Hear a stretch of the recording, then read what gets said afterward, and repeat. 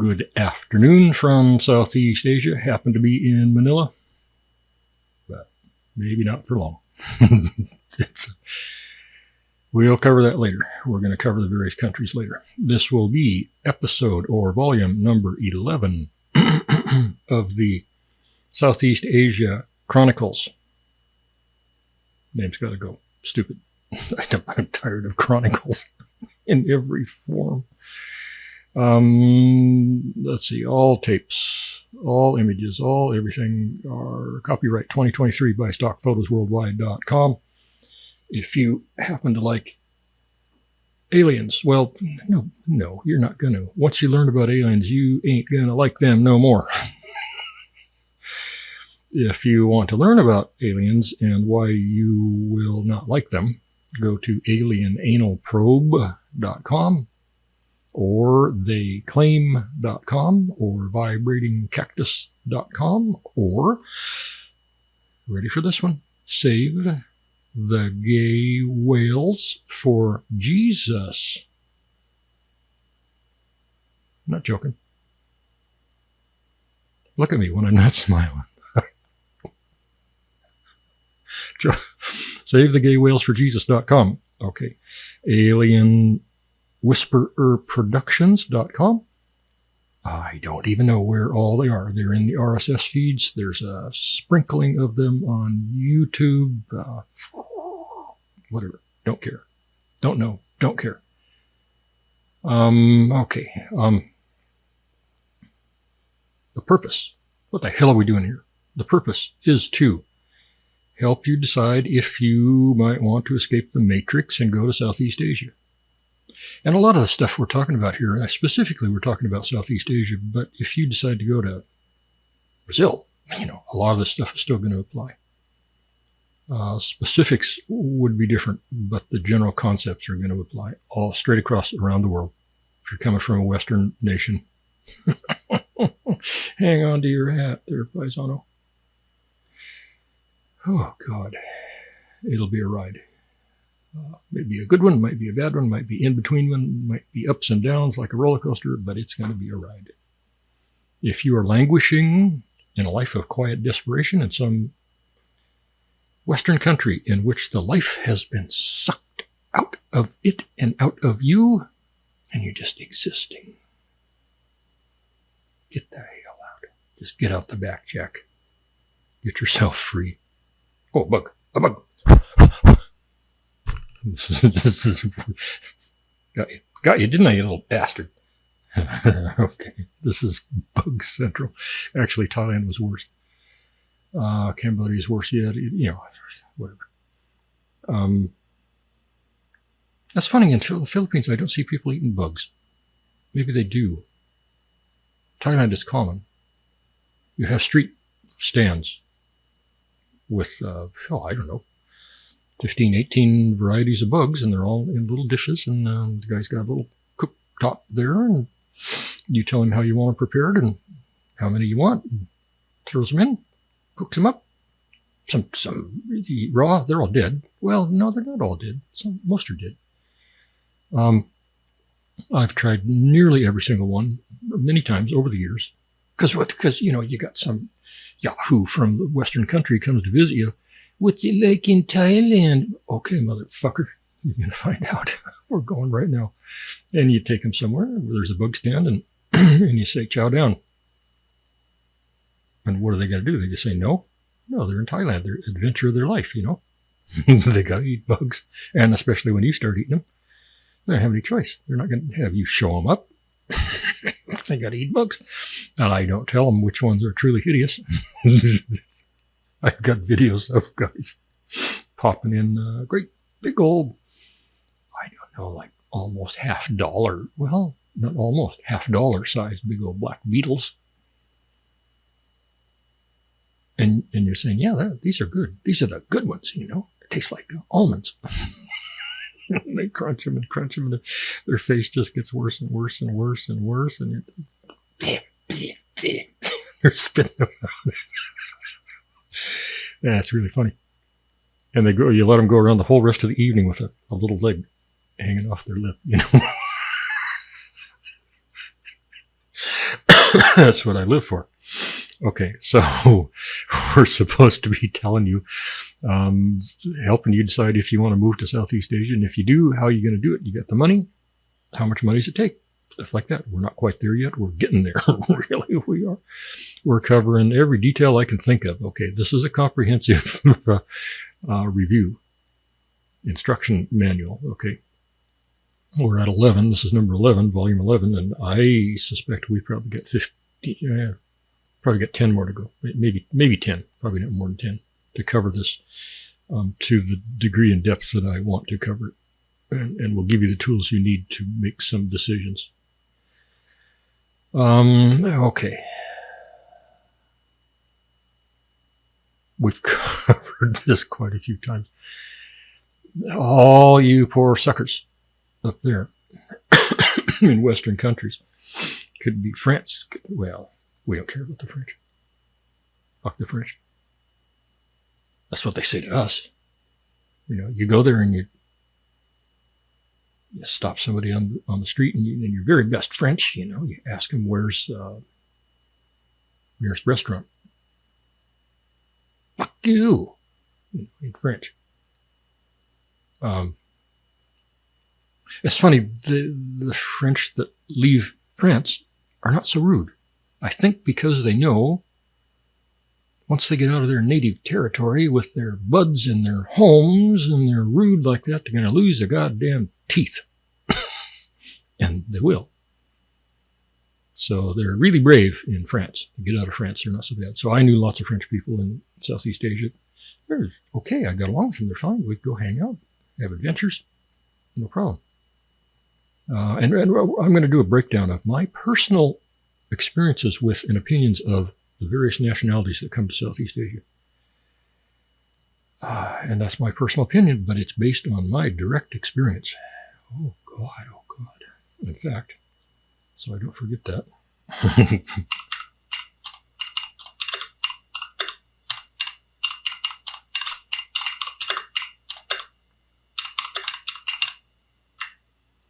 Got ya. Okay, now, last time we left you in Bangkok, and we just chose Thailand because it's the center of Southeast Asia. You go to any other country, and I'll tell you about the other countries, but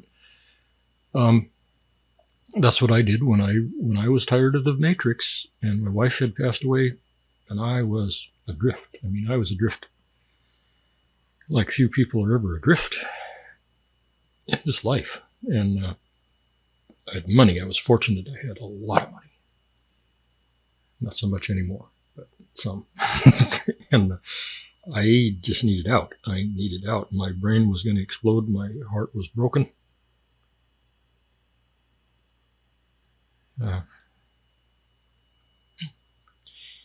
And I needed out.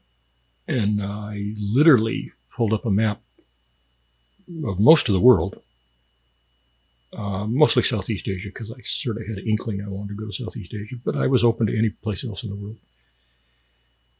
And I had given away my business, had money, had no responsibility. Wife was gone, kids grown, cat's dead. No, the cat wasn't dead. That was a big thing. I was really, really close to that cat, and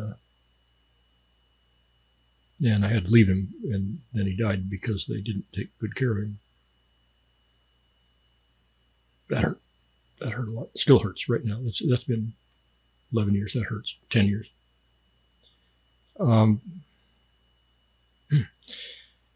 I left everything, put it in storage, and just took a few suitcases and went. And I pulled up a map on the screen, and I did pin the tail on the donkey. I closed my eyes and yeah, that one. I'm going to that country, and it turned out to be Thailand, because Thailand's the biggest and the most central. You know, it wasn't any spiritual force that directed me. It was the biggest country, and I'm kind of in the middle of the map. You know, I mean, I should have gone off to the edge or something like that. Could have been Borneo. You know, that would have sucked. But anyway. So it's hot. It's hot. We got a lot of monsoons going on, so humidity is 214%. Got 2 air conditioners going. fans, still just sitting here sweating. Okay, so we left you. We just hypothetically said you went to Thailand. In the first place you're going to go in Thailand is Bangkok. And, you know, if you're kind of footloose, you're probably going to hang around in Bangkok for a while. See what Bangkok is. Another bug. See what Bangkok is about. Oh, I'll kill you. Jeez. And most people do. I did for a while, a couple of months, at least a couple of months, and learned a lot.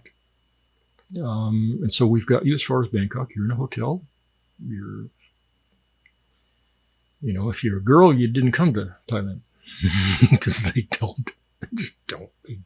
They don't want. Quite a few reasons ladies don't come to Thailand. It's a little too exotic for them. It's a little too rough. It's a little too backwards. I think honestly, they don't. Western women don't want the competition because they're gonna lose. They're gonna lose. They're gonna go from top of the food chain to the bottom in one flight. Bottom. It's, you know, that. Yeah, let's not go into that. That's a whole other tape probably. Ladies alone don't go to Thailand. Ladies with husbands go to Thailand and then they regret it.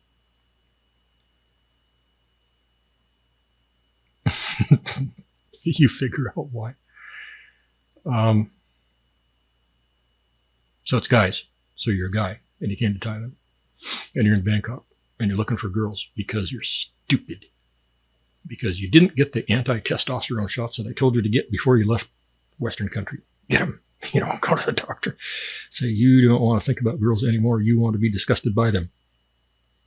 Oh, God, this is serious advice. I'm not fucking joking. I am not. I wish I was. If you do that, I don't even know if you can do it. I don't know if they have shots like that. I'm just making this shit up. If they do, get them. Get them. If you're old and your testosterone is naturally low, do something to finish it off. You don't want that shit. You want to have a nice, peaceful life and have some adventures and not lose all your money and not be aggravated and purge out that testosterone. Just get it gone because it's not your friend. I know you don't understand what the hell I'm saying. You will after about 5 years. In most Southeast Asia countries, you'll say, oh my God, that's what that jackass was talking about. Oh, he was brilliant. He was a genius. Oh my God. But I didn't get it at the time. And now I've wasted all this time and all this money and all this heartache. And oh, I wish I would have listened to him. Okay, so if you come to Thailand, you don't have any testosterone in your system, you're going to have a lovely life. Lovely. You're going to explore. Oh, it's going to be great. But if you still have testosterone, or like some fools do, they realize their older testosterone is going down. And in Thailand, there's like testosterone clinics on every third corner for the phalanx because they know they want that. They want to be the stud they were when they were 23. That ain't going to happen, but they'll milk you as best they can.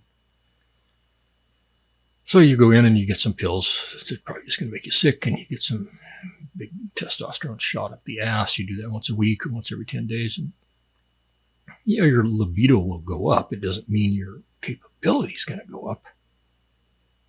Maybe a tiny bit, but basically you're old and you're fucked. But your life's, oh God, you're going to learn. I mean, if the purpose of life on earth is to learn, oh God, you're going to the concentrated school of learning, school of concentrated learning about life. And having Thai or Southeast Asian females in your life is going to accelerate that. Just, I feel like in the last 10 or 11 years, I've lived 10 lifetimes, 10 or 15, maybe 20, compared to a guy who is an insurance salesman in a Western country. And I mean, he's learning also. He's learning what it's like to be bored and why you should not be bored. That's what he's learning. Everybody learns, period. You can't help it. You're going to learn. You step off a cliff, you're going to learn why you shouldn't have stepped off the cliff.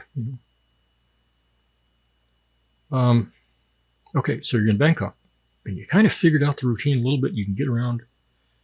And I've been telling just sort of random stories. People write in, and they pose questions, or sometimes they just like send one word. Like yesterday, somebody just made a one-word message, said snakes. Yeah, got them. What do you want to know? So we went through a discussion of snakes. Here's one that says driving.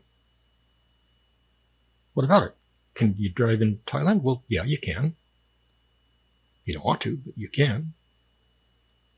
I've said many times Thailand is the most dangerous country in the world to drive in. More fatalities per capita, per mile, I guess, or something, than any other country. The Thais routinely try to cook the books, and they say, no, we're number 2, we're number 3. Well, then independents come in and, sift through the books and say, nope, sorry, you're number 1. Thais say, no, that can't be true. Well, it is true. You drive for one fucking day, it's true. They're stupid drivers. And they're crazy drivers, and they don't care. Anyway, you can get a Thai driver's license. I'm probably not going to go through the procedure for that right now. Maybe towards the end of the series when I'm, searching for scraps to toss out there, we'll go through the procedure to get a Thai driver's license. It is now so convoluted and absurd and ludicrous, beyond ludicrous. Oh, that's one of our domains. Beyond ludicrous speed. You can go there for aliens. Beyond ludicrous speed. Remember the old Spaceballs movie? That's how fast they were going, beyond ludicrous speed. Okay, so you can get a Thai driver's license. You get a driver's license in pretty much any country. The procedures are vastly different. Thailand has become, oh God, the last time I did it, just to renew was pushing a month. And I couldn't get through it. I had gone through it for the 11 years before that, 10 years before that. But I couldn't get it done that last time because Prayut, the prime minister, by force, had instituted so many new policies that he made it impossible for a Falang just to walk in and get a driver's license anymore, even to renew. And I guess I will go through that because it'll be yet another example of the insanity of Southeast Asia. I'll go through that, not this time probably, but one episode. Yeah, you can do it. You don't want to do it. Your life's going to be so much better if you just take taxis. They got every kind of taxi. They got tuk-tuks and they got song twos. I never pronounce it well enough for the Thais. They are in some cities. Well, song 2 sounds Frenchy, is just a pickup with some bench seats in the back, and it stops. They go on kind of sort of established routes, but they'll veer off. You'll be on one thinking you're on the way to the mall, and they just take a right-hand turn and go somewhere else that day because they just feel like it. And you go a couple of blocks and you think, what the fuck? You can't ask them because they don't speak English. So you're banging, hitting the buzzer to get off, And you get off, and then what the fuck? You got to walk back to the main line. You got to pay them, even though they took you the wrong way. You got to pay them. And then you walk back to the main line, a couple of blocks, however long. And then you wait for the next one, hope that it's going to go where it's supposed to go. Well, it might or it might not. Probably will, might not. They're cheap. They're called bot buses. Or the Thai name is the Song Q, fuck, whatever. 10 years, I couldn't pronounce it. I got corrected every time. I'd say Song 2, and they'd say, no, Song 2. What? Song 2. No, you're a stupid Falang. Song 2. Yeah, but if I joke, we just call it joking in English, It's a Thai word for joking. Okay, so the English is bought bus, but they're not a tuk-tuk. They're not a tuk-tuk. A tuk-tuk is T-U-K, T-U-K. They're not a tuk-tuk, but in some towns they call them a tuk-tuk. It's just insane. I think the Phalanx got that started because they didn't want to say song two.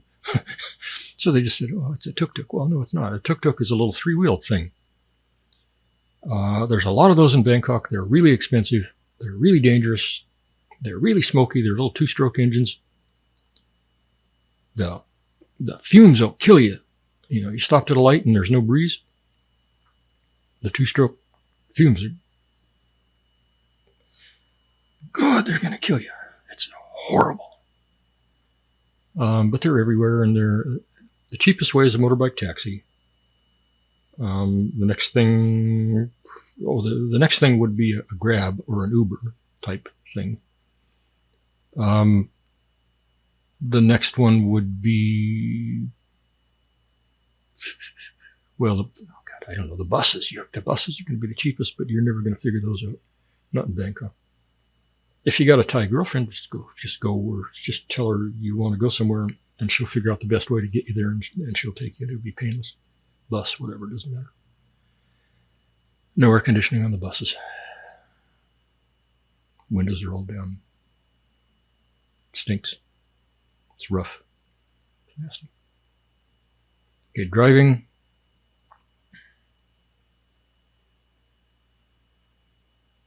Don't do it if you don't have to. I resisted for the first 6 months. I would just sit places, sidewalk cafes, and watch the traffic and say, nope, nope, ain't doing that. Nope, nope. And then I did it, and I learned to do it really well.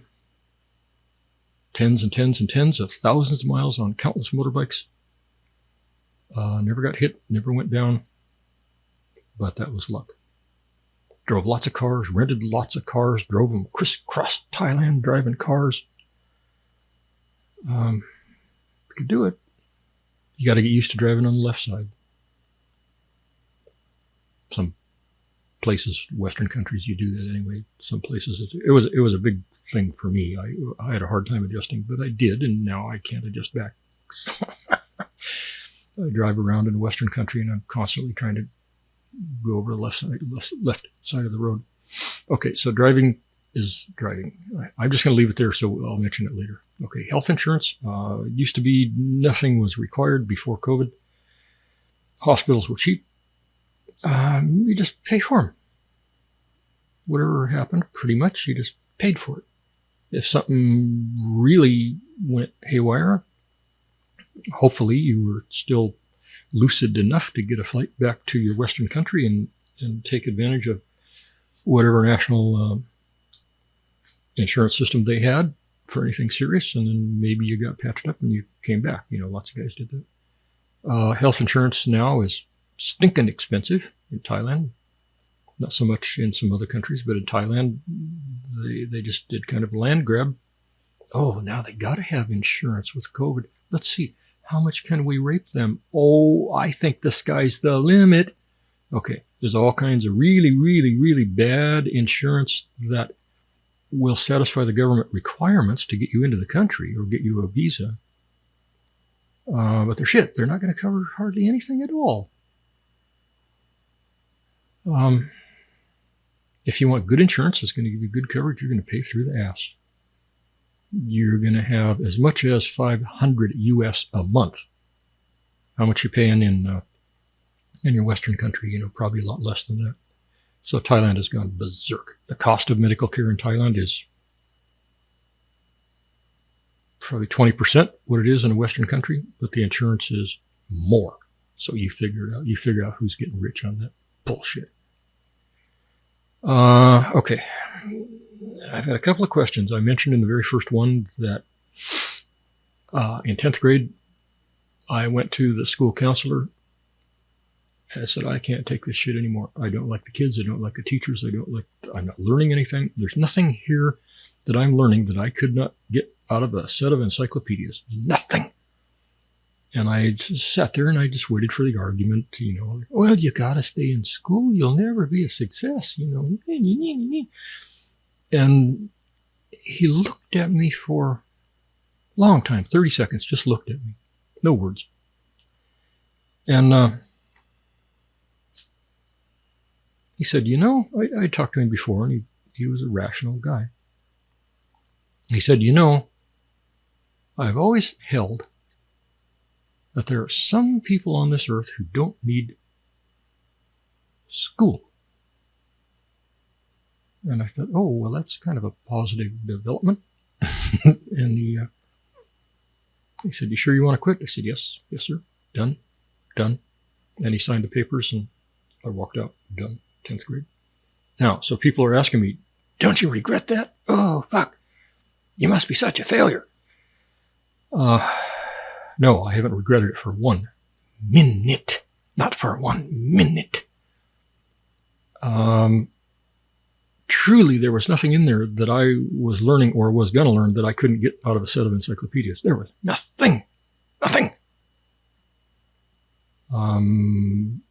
It could be argued that, well, you stay in school, you're going to learn about social interaction. Well, I didn't want to learn about that anymore. I saw it. I knew what it was. I didn't want any more social interaction with Western yuppie kids.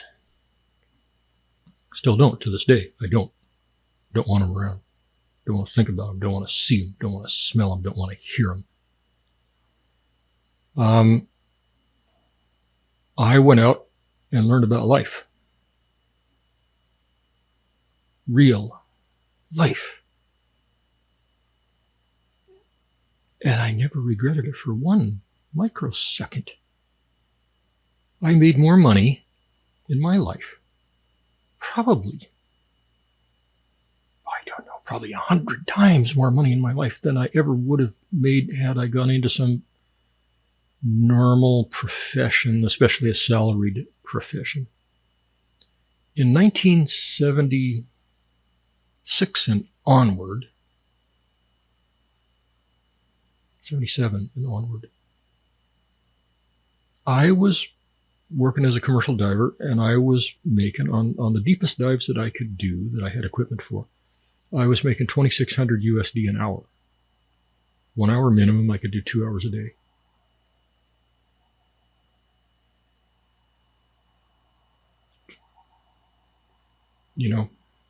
Okay, so the money argument is a stupid bullshit argument. No, I never regretted it. I did go back later, some years later. I did go back, and I got into some deal on an Air Force base. I was doing some weird government stuff, and I got into an Air Force base on a program that was going to put me through college pretty much for free. And so I finished out the little bit of high school thing and started into some college stuff. And I think I stuck that out for a year. And the same old story as high school. It was I had hoped, okay, these are college people. These are going to be smarter and more evolved beings. And they weren't. They were high school kids. They're just stupid, loud, mouthy, pushy, idiotic high school kids. Now at the college level. Frat boys and girls. Teachers were just the same. Uninspired. Teaching me stuff that I could get out of any encyclopedia. If I even wanted to know it. Well, one of the beauties of school is that they're going to expose you to things that you didn't know you needed to know or didn't know you wanted to know. And then suddenly it sparks something in you. Oh my God, that's cool. I like that. I'm going to learn more about that. Okay, that's a good thing. Okay, you could do the same thing with a set of encyclopedias. Once a day, you go open one at random. Same exposure. Same exposure. Okay. No, I didn't regret it. No. Never did. Don't now. Do I recommend it? No. Not for the vast majority of people. A lot of people just need that structure. They just can't think on their own.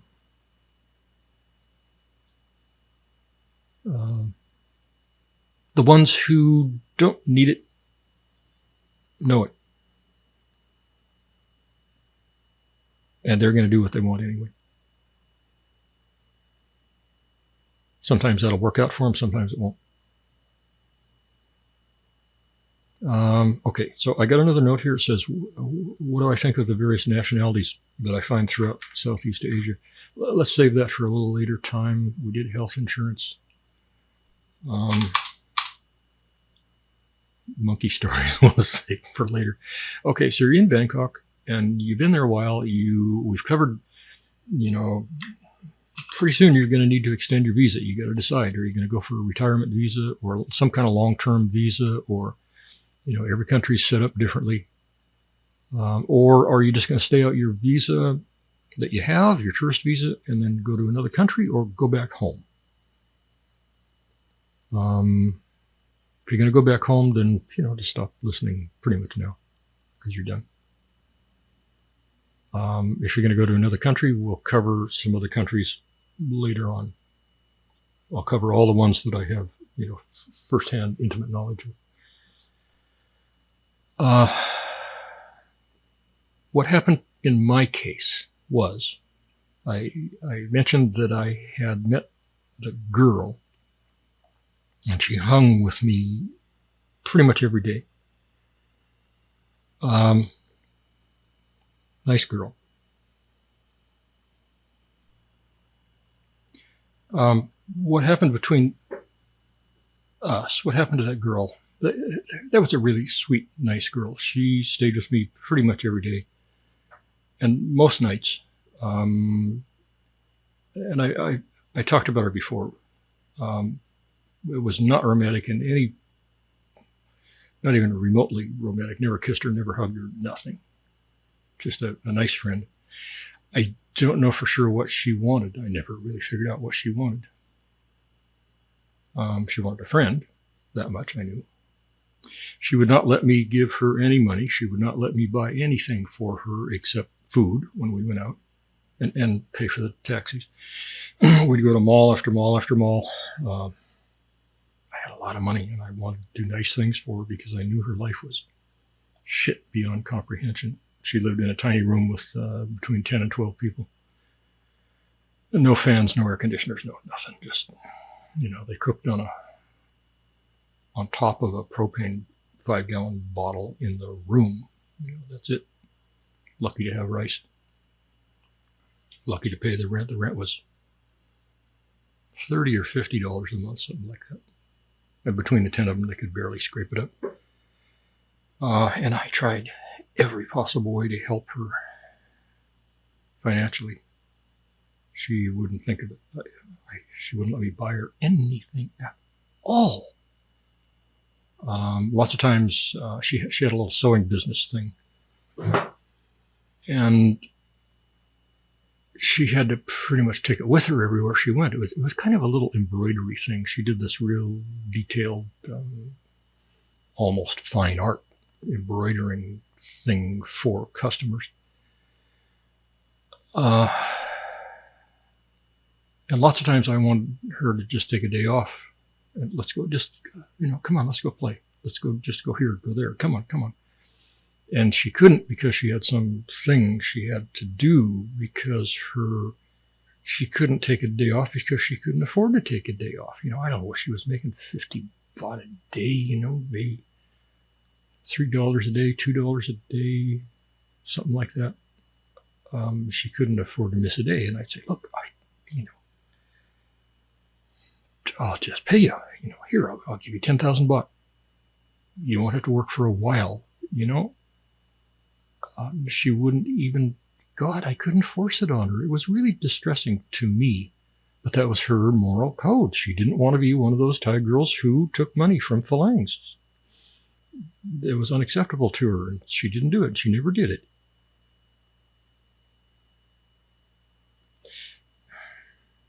There's a story about that. Some guy is talking about how he went somewhere and saw somebody who was really poor, really in a hard way. And he tried to give him money. And they said, no, sir, I can't take it. I work for what I have. I can't take this from you or anybody else. Thank you for the offer, but, no. And the guy says, look, this is for you, but it's also for me, because if I give you this money, I know it's going to help your life a little bit. And if I can help your life a little bit, that's going to make me feel good. It's going to make me happy. Now, please don't cheat me out of that happiness. And the guy, a street guy or something, I can't remember what it was, and he thought about that for a minute. Okay, took the money, went and bought whatever, some food or whatever, I wish I would have tried that argument on her. That didn't occur to me at the time. But anyway, so we got to be, somewhat close-ish as friends, depended on each other to a degree, not financially for me, but for companionship from her, because I was just lonely, just abjectly, desperately lonely. And as I said, we went everywhere. Every opportunity that we could, we jumped in a cab and we went somewhere. She took care of it. She was the travel guide. And she could speak almost no English, and so we had to use Google Translate or some other translator. And so we're just constantly clickety, clickety, clickety, clickety, in the back of the cab, just clickety, clickety, clickety, clickety, talking. And what happened was, more and more, increasingly, we started to have little misunderstandings in our exchanges.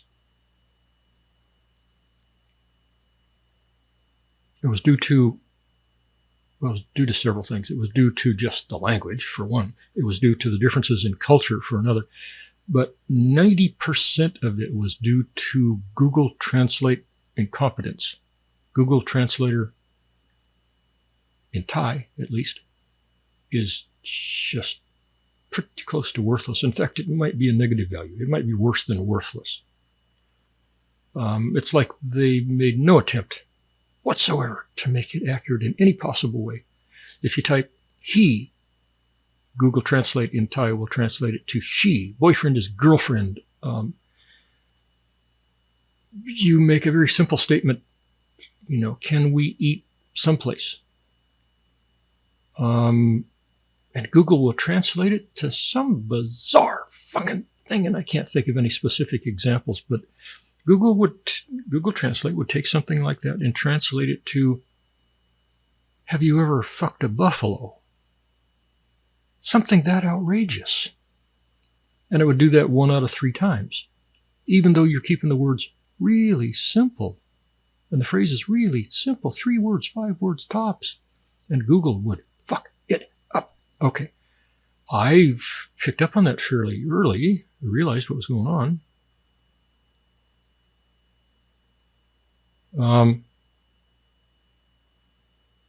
And she didn't really. She didn't seem to. She didn't seem to grasp that it was Google causing these misunderstandings. And so she would say something outrageous to me, and I would be like, oh, well, Google fucked that up. And I would say something that turned out to be totally outrageous to her, and she thought that I meant what I said. And then she would fire back with some insulting, angry thing, which probably was going to get screwed up in Google also. And really, really quickly, over about 3 or 4 or 5 exchanges, in the back of a taxi or in a mall, in a restaurant, whatever, she would be reduced to screaming apoplexy because she thought that I was such a dickhead. I was saying horrible things to her. And I wasn't. I was as nice and sweet as any human could possibly be, but Google was fucking it up. And I couldn't get that across to her. I would say, Google made mistake. And that just never really seemed to register. Maybe it registered a little bit, but she couldn't imagine that Google could be that wrong. I'm positive I was the first phalanx she had ever tried to communicate with in this way. Maybe later with other phalanx or other people she figured this out. But so very often, once or twice or 3 times a day, we would end up, I mean, you can't have big fights, you know. Thais don't do screaming stuff. But we would have screaming silent exchanges across Google.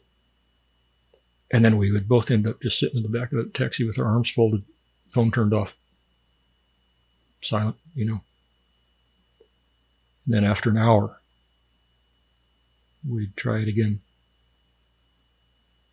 And those exchanges got more and more frequent, and they got worse and worse as we tried to communicate more ideas through Google Translate.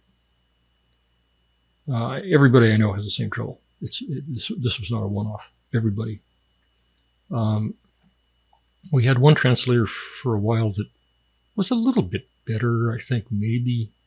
I think they actually used Thais to do the translations, and it was somewhat better, but still not very good. But it was unreliable. Google was there all the time, no matter where you went. And our relationship deteriorated. And it got to the point where I was beginning to realize, well, I don't really have a relationship here in Bangkok anymore.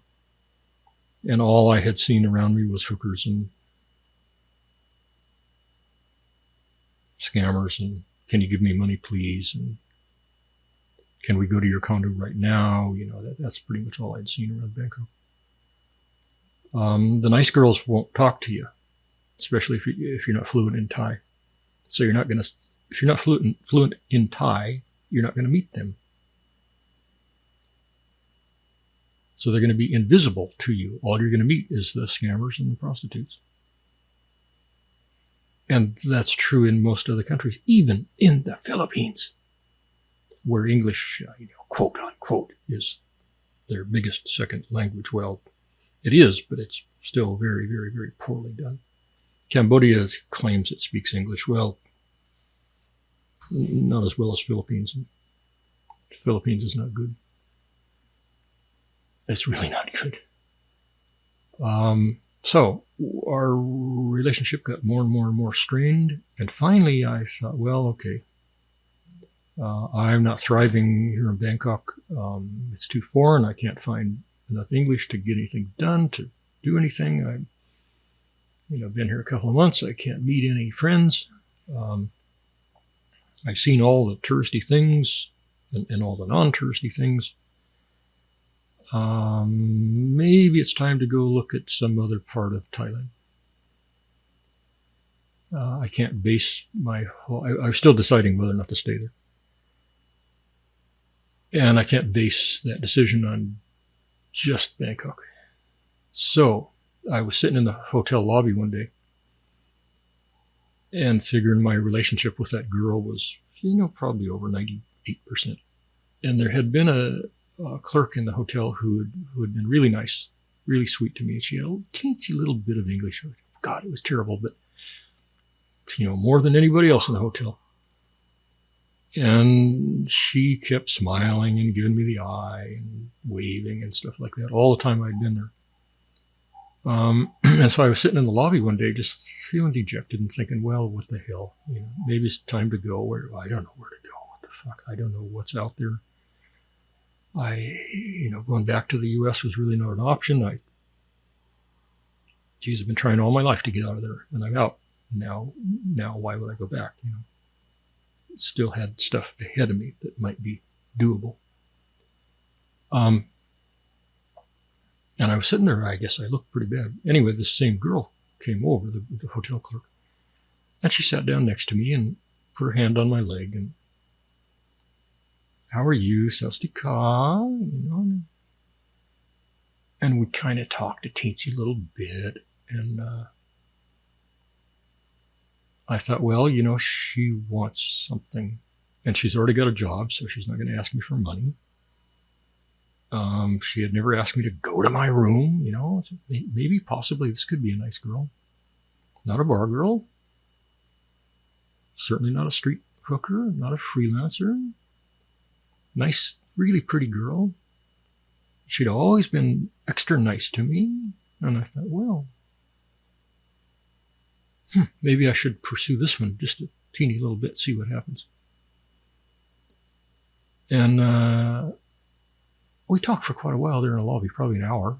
I don't know how she got away from the desk for that long, but nobody said anything. And then after an hour, she finally revealed her reason for being there, talking to me, and it was to sell me a tour package.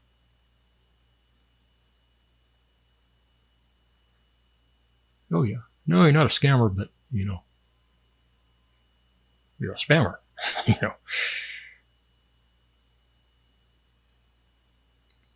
Yeah, oh God. So I said no, done talking. She went away. And then I thought, well, okay, now it's really time to get out. Bangkok is just not working out for me. And so I sent one last email message or whatever to the girl from before. And I said, I think I'm ready to leave Bangkok. I don't like it anymore. I'm not happy here. I want to see new things in Thailand, all around Southeast Asia.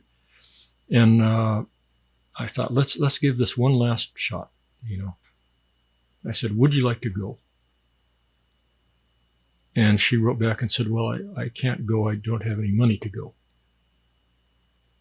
And I said, well, that's fine. I understand you don't have any money. You can stop your work. I'll give you an allowance. And we'll just travel and we'll see Thailand. We'll see what can happen between us. We'll just see. If you don't like it, come back to Bangkok. I'll give you money. And she fired back and she said, how dare you offer to buy me? Oh, I hate you, you stupid Falang. Oh, I hate you. Oh, she just rattled on like that. I don't think I read it all. I just blocked her. And so that was the end of Bangkok for me. Never saw her again. I miss the friendship. I wish it would have worked out. If not for the language, I think almost certainly it would have been fine. You might be still with her.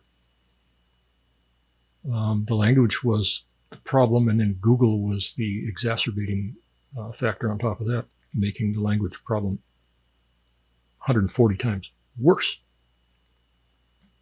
Google makes many things, maybe most things, worse. Because it's a company of morons as far as I'm concerned. What do they do that's good? Well, my email is pretty reliable. Search engine is pretty good now. In the early days, it sucked. When they first launched it, it was terrible. It was just as bad as anybody else. Now it's pretty good. Search engine is pretty good. But it's not that good. So I don't know what Google does to enhance my life except complicate it and cause trouble in it. Anyway, so I went to, I guess, the hotel manager or something. And I was like 3 or 4 up there, and between them all, each one knew one of the English words I was using. And so we were able to have kind of a conversation. And I said, well, I'm ready to leave Bangkok. I don't know where to go. Can you recommend someplace that's nice? And they said something like, well, we can see that since you don't know Thai, you are really struggling here. You need to have English in your life. If you want to learn Thai later on, well, maybe that's okay. But right now, you don't know any Thai, and you're having a hard time in life, and you need to be where there's English. And I agreed, like, yeah, I think you're right. And they named some town, and they said, well, if you go here, it's pretty, it's quieter than Bangkok. It's a lot cheaper than Bangkok. There's some tourists there, and there's a lot of English. Everybody speaks English. And I thought, well, what the fuck? Why not? Yeah, whatever. Okay. And I said, okay, tomorrow I can go. Can you arrange a cab? And they said, yeah. So the normal fare to go down there was about 1,000 baht. I didn't know at the time. They arranged a cab for me for like 2,700 baht. And they said, well, that's the best price you're going to get, you know. Well, they paid the 1,000 and they pocketed the rest.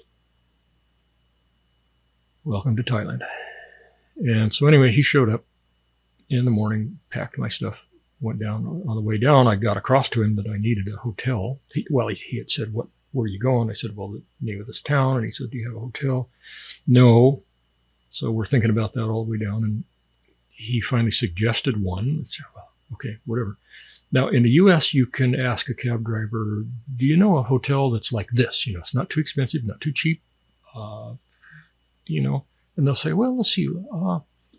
I can think of one or two places that might work for you, you know, and they'll recommend a place or two, and you can drive by and look at them and stuff like that. And it's a pretty doable thing to ask a cabbie for a recommendation for a hotel. In Thailand, you don't do it. You don't do it. You don't do it. Not one time. You don't do it. I don't care who you are. I don't care. You don't do it. You don't ask them to take you someplace on their recommendation. There's a whole host of reasons why you don't do it. But you don't do it. Ever. Not one time. But I didn't know that. And this guy says, yeah, I know a hotel. Okay, yeah, I'll take care of you. Don't worry. So we go to his recommended hotel, get there late afternoon.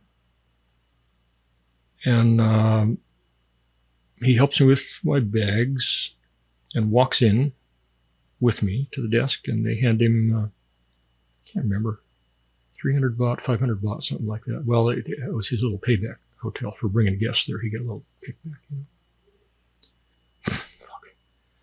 Okay, so it turned out to be it wasn't a horrible hotel, a little bit expensive. It was okay. Right downtown, right in the middle of the busiest touristy section. And I settled in there, paid for a month, I think. And by that time, when that month ran out, I was going to have to do something about a visa. And I figured, well, okay, this is going to tell me once and for all, am I going to stay in Thailand or not? And so I settled into that hotel and then started venturing out to look around.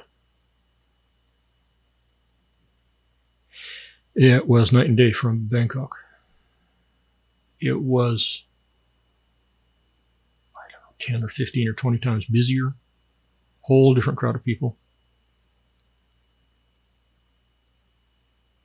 Activity level was incomprehensible. 500 times more girls.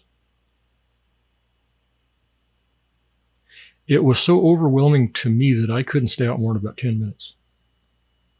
I'd go out, stand by the main street, look around, maybe buy a Coke, look around some more.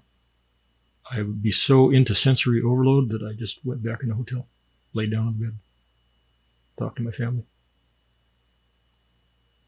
And I did that for, I don't know, like a week. I would walk a little farther each time. It took me a while to get to the point where I walked a whole block and then came back. It was so alien. It was all I could process. Okay, now I say that, and you're thinking, well, what the hell is he talking about? Oh, I must be a wussy. Oh, shit. Okay, I need to quantify that. How can I describe that? I don't even know. And this is the problem I've always run into, you know, friends from the U.S. or whatever country, they would say, what's it like in Thailand? And I say, well, it's overwhelming. It's bizarre. It's crazy. It's another planet. And they're like, well, what does that mean?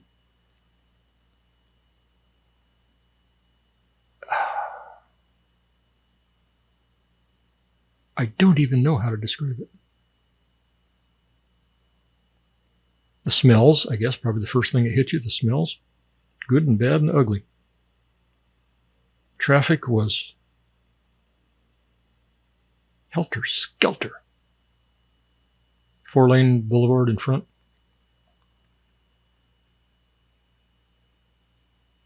Look at the pictures. Okay, here, this is for the visuals. All you can do is look at the pictures on stockphotosworldwide.com.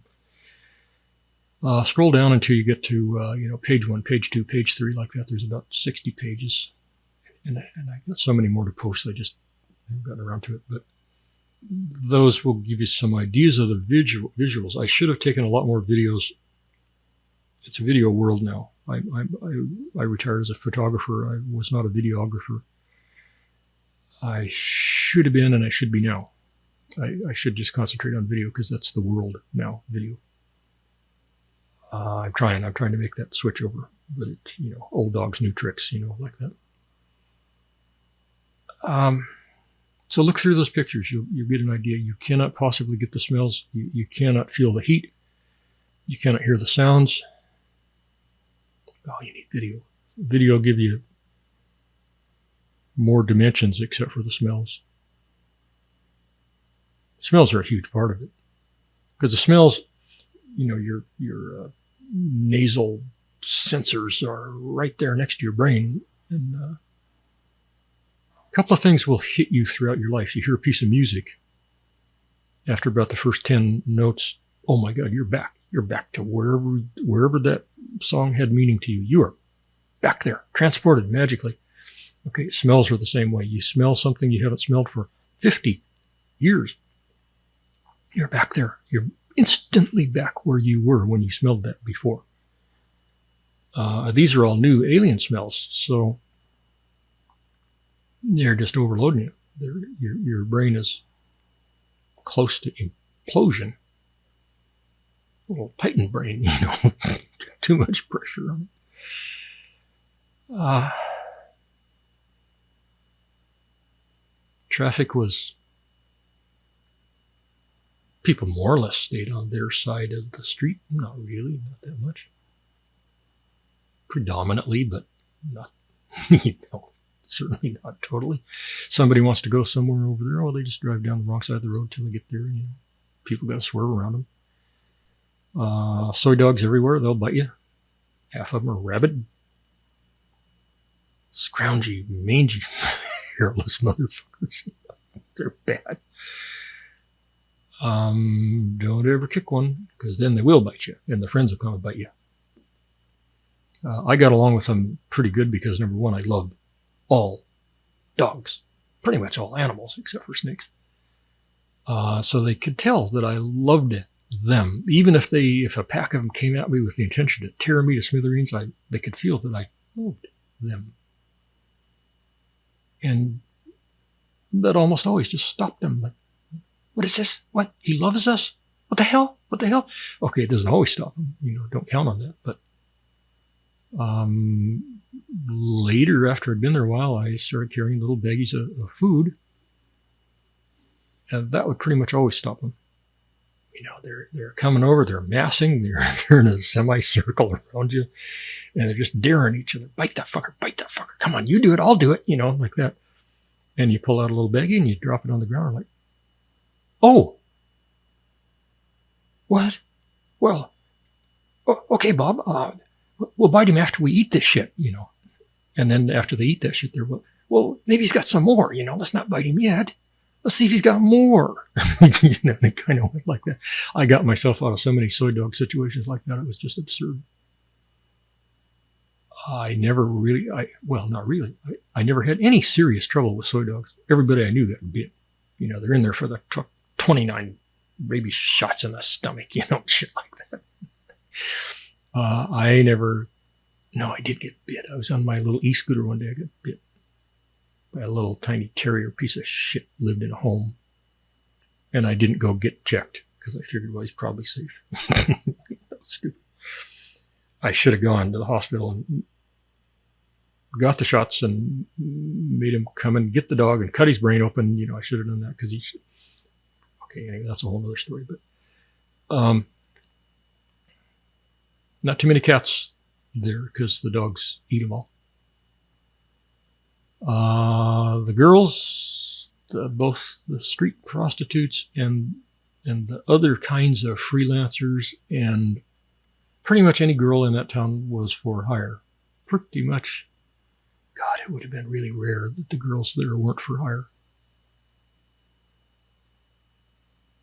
I'm not sure I ever saw it. I mean, I didn't approach them all for, but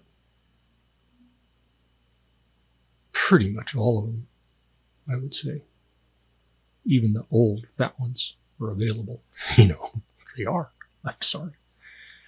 That was the currency. Sex was the currency, period.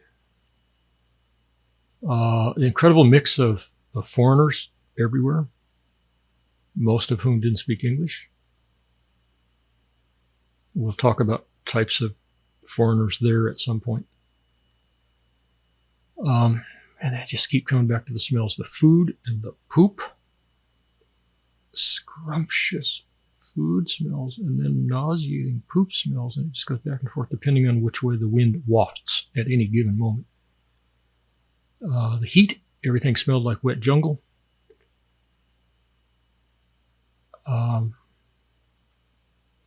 Interestingly, the traffic is not allowed in Thailand. The Thais don't honk hardly at all. It's considered very rude and will get you shot. Thais don't honk. Vietnamese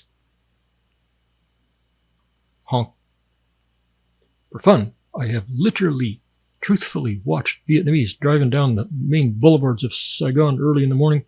Not a car in fucking sight. And they're on that horn. Nobody in front of them, for 200 yards, nobody in front of them, nobody behind them, nobody going the other way, nobody doing anything, no dogs, no people wanting to cross the street. There's no one around, and they're just on that horn. Seen that a lot of times in Saigon and Vietnam. In Thailand, they don't honk. If anybody's honking, it's going to be some goddamn fucking fat Brit. Pretty much every time. So in this little town, there were lots and lots of places where you could get drinks and eat.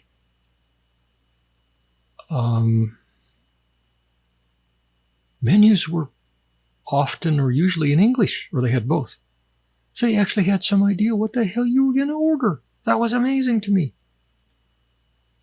Still, every third entree is going to be no have, because that's just the Thai way, Southeast Asian way.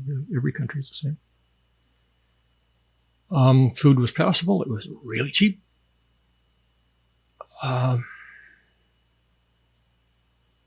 It was, when the sun went down, it was glitzy. Oh my God. It makes me miss it right now.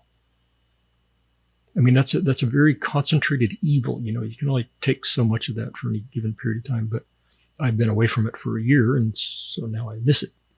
Now I miss that. If I was back in it for one evening, I would have enough and I'd have to go away again. But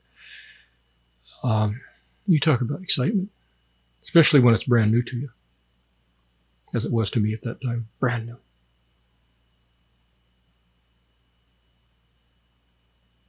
It was absolutely, the first few weeks there, first months there, were absolutely the most exciting time of my life in any country, anywhere in the world. It was, every single moment was pretty close to thrilling, and some of them were actually thrilling. My God, what an experience that was. And of course, as always, familiarity breeds contempt, and it starts to wear off. I don't think I ever felt contempt. I just, you can only take so much sensory input, and then it starts to wear off. It's the same sensory input, but you're used to it now, and it's not so new, it's not so fresh, it's not so thrilling, but still pretty good. And you're thinking, if I would have had to leave Thailand at that time for some reason, I would have cried my eyes out. I don't know that I would have wanted to live. I mean that honestly. If I would have had to go back to the U.S. right then, I don't know that I would have. If there was just no choice but to go back, 10 guys with guns and they're going to tie me up and put me on a plane, take me back, I don't know that I would have wanted to live. Because to me, that was life. That was the beginning of real life that I'd never really experienced before.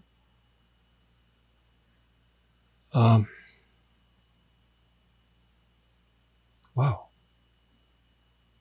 So I hung out there And I walked around. I walked farther and farther and farther. Had my big cameras, started clicking away, just clicking, clicking, clicking. And food was okay. Health was good. Plenty of money, lots and lots of money. And I started trying this cafe and that cafe. And a very vast majority of them are open. Open on the sides, I mean. Not, a lot of them are just have one side, and they're open on three sides. Because it's just hot. They don't want to pay for air conditioning, so they just leave them open and let the breeze blow through. And they got fans. They got fans everywhere. That's one thing in the Philippines that ticks me off. They don't have fans. Nobody has fans. Thailand's got fan everywhere. Because they work and they're cheap. Fan is really, really cheap to run. Air conditioners are horribly expensive to run. But fans use almost no power. They just use almost nothing. They're really, really cheap. So they use them and they're smart. So I would sit at these various places. Usually you get a stool at a counter, and I would sit next to the streets and watch the people, just watch the people. And every few minutes, some girl would come and offer herself. And I was like, no, thank you. Mayo Captain Crab. And when you're polite about it, God, they love you more. If you just wave them off, brush them off, well, that's rude. What the fuck? You know, yes, they're prostitutes. Yes, they're sluts. Yes, they're whatever, but they're offering you their body, which actually is connected to their soul, okay? And you don't take that lightly. Maybe they do. Doesn't mean you have to. Maybe they don't even understand what they're offering you. But you can understand it. You got a brain. Don't be rude. Fuck. Take that rude fucking shit, shove it up your ass, and stay in America. Stay in England. When they offer you something, you say, well, Captain Crab, thank you, thank you. No, not today. You know. And they'll give you a little why, maybe a little curtsy thing, a bow, and then move on to the next. What reason do you have for making them feel like shit? The Brits do this. They just wave them off. Fuck you. Get away. Fucking whore. Fuck the Brits. Really. I've said this 1,000 times. When I first went there, I had no experience with Brits at all. I don't think I'd ever known one. And after, I don't know, about 800,000 or 900,000 experiences watching Brits be assholes, I learned about Brits. They taught me well, and it was relentless. And now my hatred for them is pretty much total. For the Brits in Southeast Asia, not for normal Brits in Great Britain, England. The ones that go to Southeast Asia are a different breed. They're a certain tiny little strata of Brits in England. And they're the scum of the scum. They're the worst. They're the worst element of England. So anyway.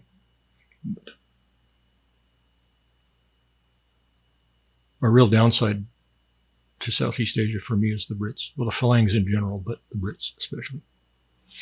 And I've said I know lots of people who just left Southeast Asia, maybe went to South America, something like that, because they couldn't stand the Brits. If they're polite, intelligent people, you're not going to be happy with the Brits. The Russians are another factor. They're completely different than the Brits, completely different, but they are as annoying, almost as annoying. The Brits, I mean the Russians, I'm sorry, they aren't,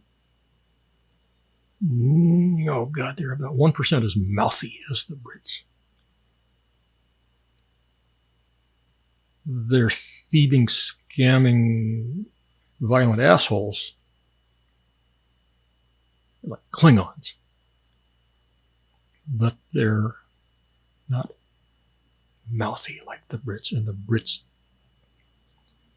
it's one thing to be mouthy and back it up. The Brits are mouthy and they won't back it up. They're just fat, pudding-headed.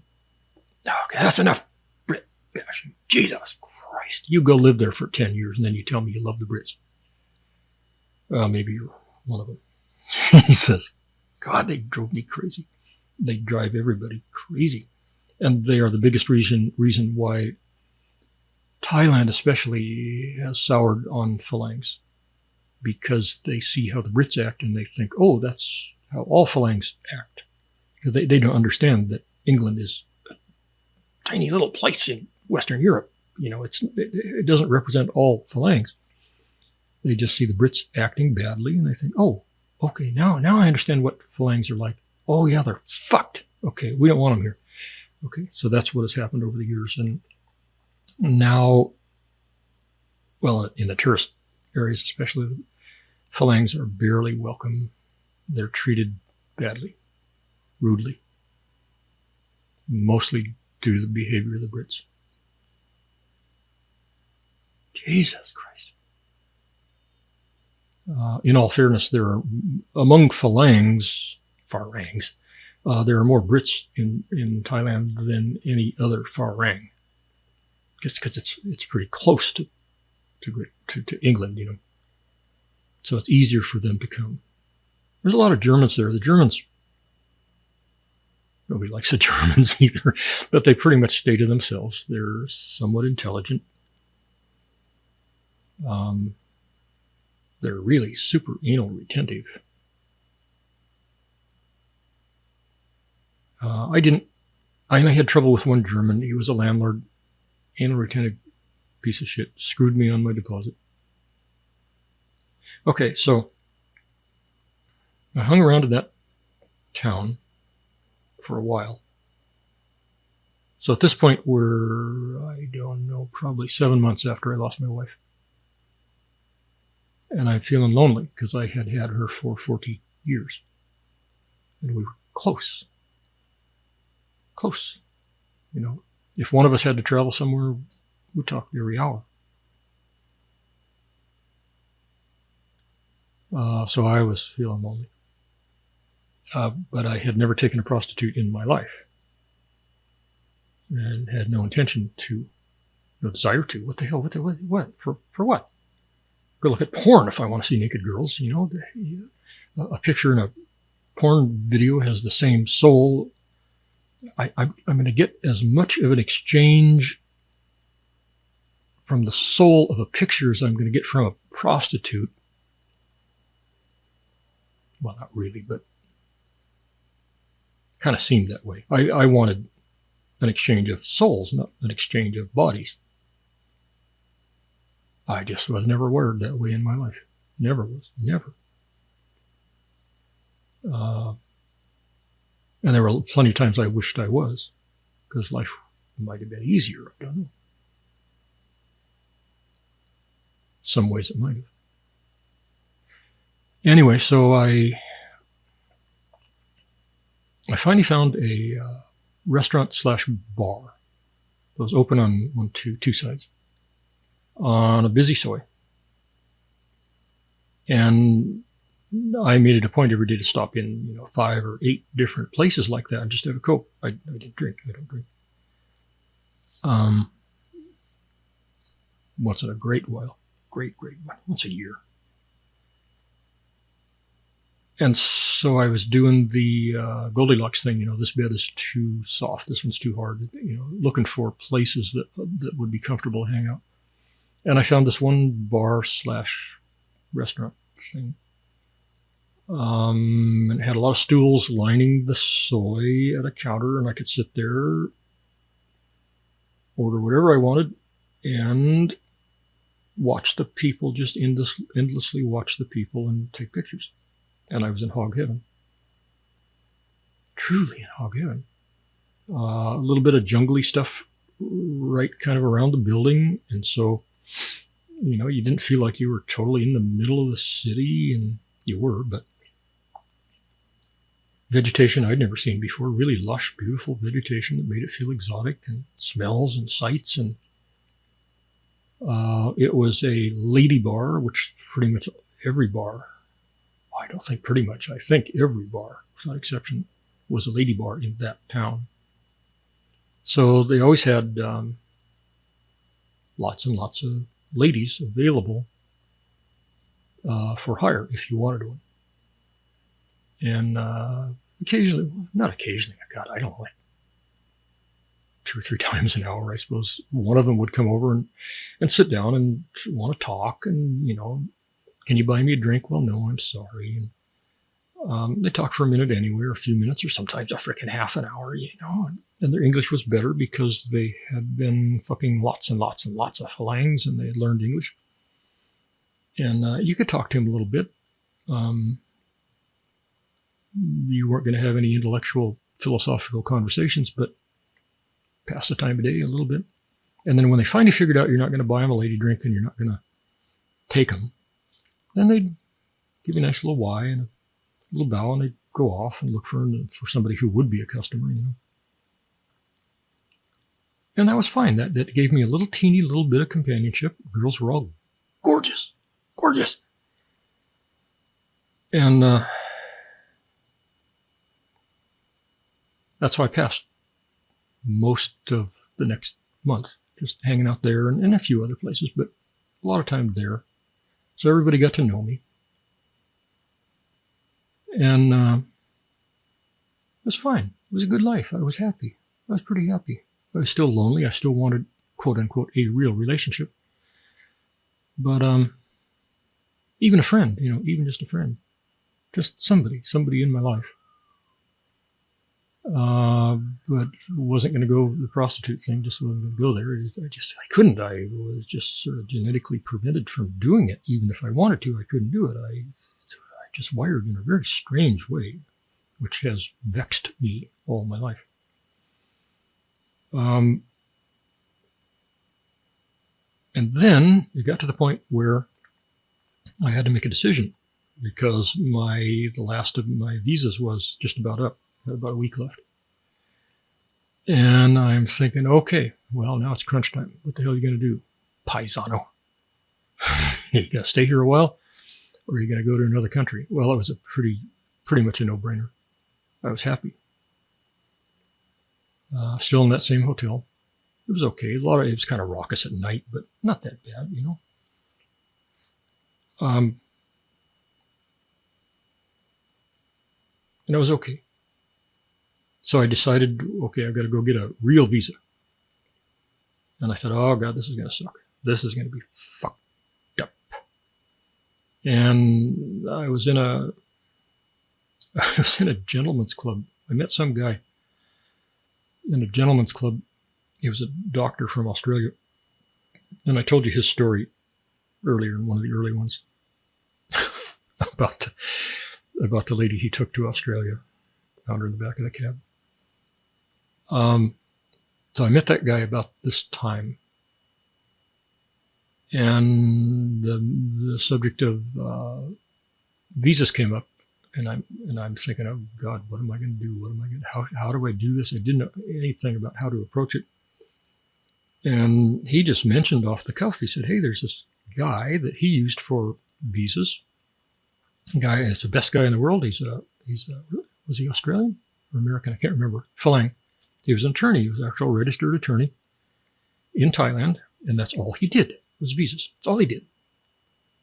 I told you before, there are billions of these quote unquote agents who will set you up with a visa in Thailand. And I don't know, somewhere around half of them are just scams. They're just going to take your money and they're going to say, well, we got a problem. We got to pay off this guy. We got to pay off that guy. We need more money, more money, more money. And you're never going to get a visa. And if you do, it's going to be a fake visa. And you're going to go out of the country someday, maybe for a trip to somewhere. And then a few days later, you're going to come back and you're going to try to check back into Thailand on your retirement visa. And it's going to be non-valid because it was fake. And you're probably going to go to jail.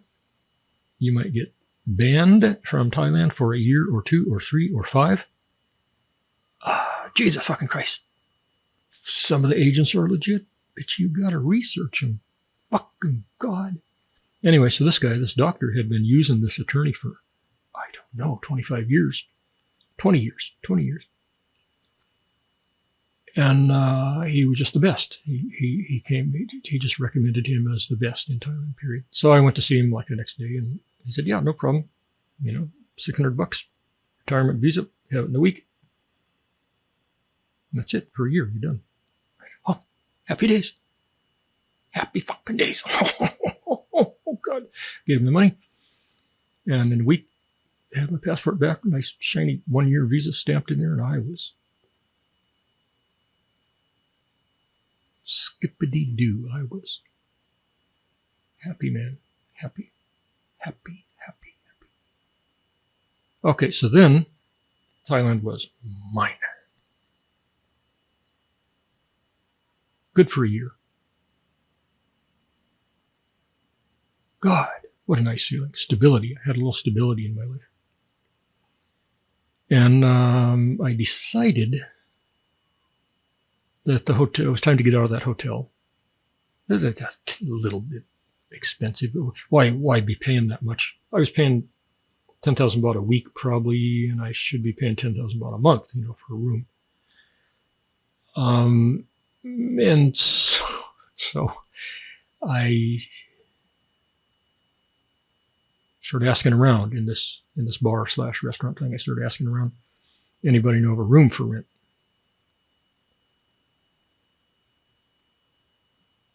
And somebody did.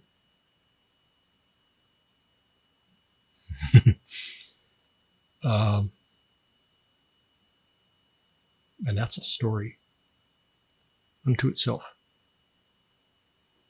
And I'm going to cut this one short so it'll be easy to render. And the next one, we're going to tell the story of how I got my first room in Thailand. And then we're going to talk more about you getting a room in Thailand and what not to do. God, there's some pitfalls. I've got a huge website about a scamming real estate property rental place. And I'll probably put the link up here at some point. I've never been scammed by anybody in my life except by them.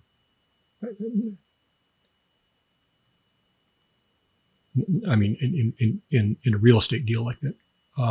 Never been scammed like that in my life. Oh, Jesus. I don't have words for it. The website is, I don't know, probably 30, 40, 50 pages long. It's humongous. Details every goddamn dishonest criminal fucking thing they did. And I'll give you a link to that, and I'll tell you the name of it at some point. So there's lots and lots of pitfalls to getting a room in Thailand. Lots. How many, okay, of all the places that are going to try to give you a room, how many of them are you going to end up being scammed by at some point? Right off the top, or in a month, or in 6 months, or in a year when you try to leave, whatever. Oh, man, I'm going to say somewhere around 60, 70%. It's a bad place to be renting a place. You got to be really, really stinking careful. You're almost never going to get back a deposit, no matter how well you documented it. You know, I would do videos of the walkthrough when I was first moving in with the landlord there. And I would document every little thing that was wrong or dirty or anything with them in the same video. No cuts in the video, no nothing. And then I would do the same thing when I'm moving out. And they would just make stuff up. And I would go back in the video and say, look, what are you talking about there? You know, this damage right here, it's in this video when I moved in, and now you're saying I did it. No. Well, take me to court. Well, you can't. There's no real meaningful court. And if you do go to one, Thais are going to win every single time. So you're going to lose your deposit most times, somewhere around 85% probably, because they're just going to lie and cheat and steal and scam. But what I found was, after all those years, yes, the Thais will do that to you, but the Phalang landlords will do it much more because Thailand is an invitation to scamming, thieving, stealing, dishonest, dishonorable phalanx. Half the time they left their own country because they're being run out of that country because they're scammers. And maybe the police are closing in on them or something. They got to get out. So they go to Southeast Asia. They start a new business where the laws are much more lax and they can get away with much more shit. And I'll tell you the first story of my first real room in Thailand. I got screwed on almost every place I stayed there, almost every one. Anyway, so that's for the next one. Getting a room. It's called Getting a Room in Thailand. Okay, and that'll be number 12. It's a horrific story. Okay, and that's it. So, thank you very much. Now I'm going to go watch the monsoons. Yeah, they're fun. I like them. I like to watch the dogs swimming down the street. That's funny as hell. Sometimes the people. Philippines gets far more rain than Thailand, which I like. I come from a rainy environment, and I that's kind of in my DNA. So I don't like the rain of Ketchikan. That's fucked up. What are they getting? 150 inches a year or some damn thing. Seattle gets 29. Okay, Ketchikan gets like 150 or something. It's insane. I don't know how much like Manila gets. Got to be up there. Don't know. Never looked it up. But there's enough rain to satisfy me. It's nice. It cools things down. It's refreshing. I love walking around with an umbrella, going to coffee shops, stuff like that. Okay, so this is it. We're done. Thank you very much. And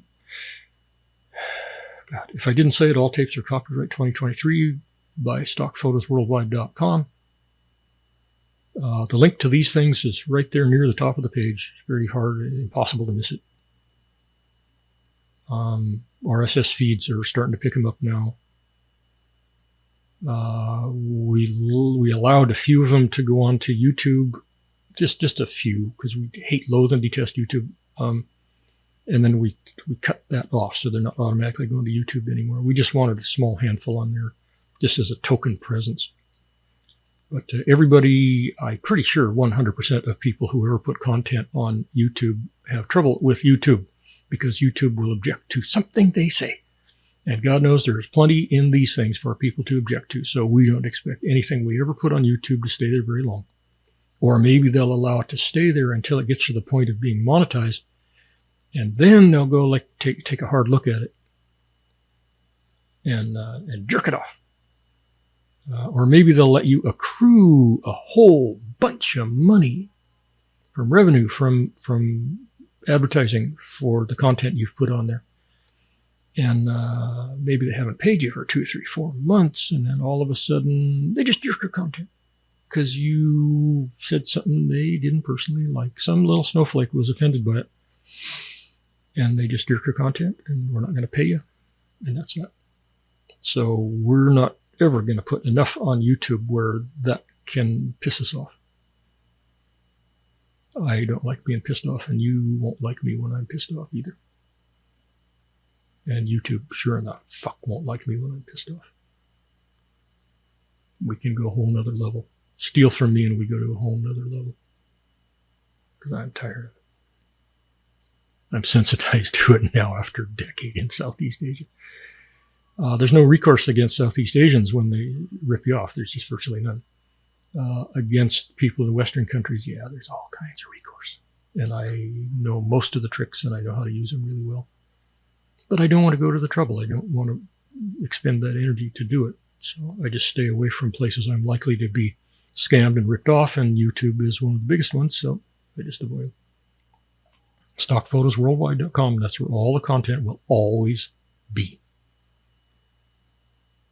Maybe you'll find it other places, but it's always going to be StockPhotosWorldwide.com.